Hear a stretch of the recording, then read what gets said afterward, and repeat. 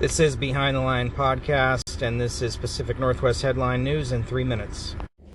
Washington State Democrats Representatives Tara Simmons and David Hackney are pushing legislation to remove drive-by shootings from the list of crimes that elevate first degree to murder to a higher degree of murder, carrying a mandatory life sentence. Simmons says she believes the language surrounding drive-by shootings was targeted at gangs that were predominantly young and black.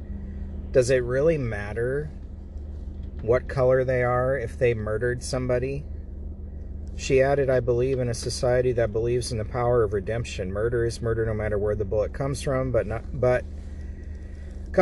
locking young people up and throwing away the key is not the answer. Well, if you murder somebody, you need to pay the price. And how about justice for the family? Democrats never seem to care about the victims. It's only the criminals. Why is that? In a similar story, Oregon State's Democrat-controlled government is going to pass 10 new police reform bills for 2022, further tying the hands of officers. If you're a cop in Washington or Oregon, I feel sorry for you. Mike Cully, the Executive Director of the League of Oregon Cities, submitted his resignation Monday, days after posting inflammatory comments on Twitter, sending profane messages to Beaverton's mayor, and subsequently deleting his Twitter account. He's led the league since 2017, and it represents Oregon's 241 cities at the legislature. This was all over a tweets back and forth with Beaverton's mayor over tipping fast food workers.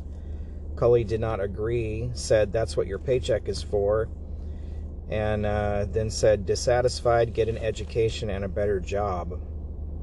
Beaverton's mayor condemned Cully's remarks, saying if you don't want to tip during a global pandemic, you should make your food at home. Cully then sent 5 direct messages to Beatty saying, hey Lacey, instead of putting me on effing blast, you bully, talk to me. You have no soul. Talk to me, a white male who has no agenda with you. I effing hate weak people, Lacey. You are weak. This guy is a Democrat, near as I can tell. Typical. These stories just show that our politicians and political process in the Northwest is a joke.